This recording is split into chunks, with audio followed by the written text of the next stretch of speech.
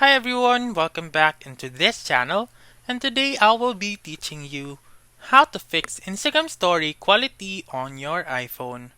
So let's begin right away. The very first step is to open your Instagram app and then click on your profile, which is located on the lower right corner. And then click on the three lines on the upper right corner and then click on settings.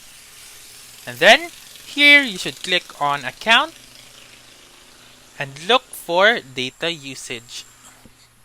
Click on data usage and make sure to turn off use less cellular data and turn on high quality uploads.